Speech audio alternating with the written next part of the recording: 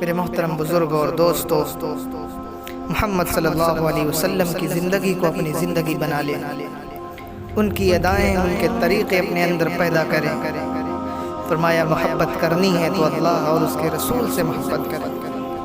محبت سے اتباع پیدا ہوتا ہے، جس سے محبت ہوتی ہے آدمی اس کے سانچے میں ڈھلتا چلا جاتا ہے۔ آج جو لوگ اپنے معصوم بچوں کو صبح سویرے ٹائیاں اور سلیب پہنا کے اسکولوں میں بھیج رہے ہیں، یقین جانو بچپن سے حضور اکرم صلی اللہ علیہ وسلم کے طریقے کی عظمتیں بچوں کے دلوں سے نکال رہے ہیں۔ یہی اولاد کل ان ماں باپ کے گریبانوں میں ہاتھ ڈالے گی، یا اللہ انہوں نے ہمیں حضور اکرم صلی اللہ علیہ وسلم کے طریقوں سے دور کر دیا۔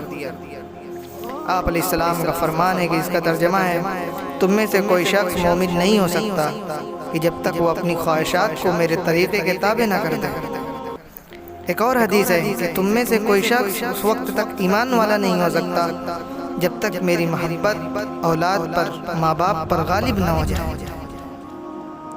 تو میرے بھائیوں، دوستوں، سارے معاشرے کو یہ بات سمجھانی ہے۔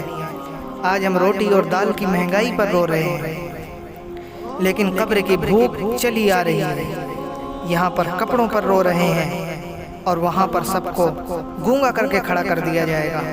سر کے بالوں سے پکڑ کر فرشتے گھسیٹتے جا رہے ہوں گے۔ اس وقت کے لیے کوئی نہیں روتا، اس غم کو کوئی غم نہیں بناتا۔ رات تو کٹ ہی جاتی ہے، چاہے ہنستے کٹے چاہے روتے کٹے، کبھی رات بھی رکی۔ اس کا کام جانا ہے اور دن کا کام بھی چلنا ہے۔ غم اوقات کے ساتھ ساتھ چلے جاتے ہیں، ڈھل جاتے ہیں، اور جب وقت تھم جائے گا، دن اور رات کی گردشیں، اوقات کی گھڑیاں ختم ہو جائیں، پھر اگر غم آیا تو میرے بھائیوں صدا رہے گا، اور پھر راحت آئی تو صدا رہے گی۔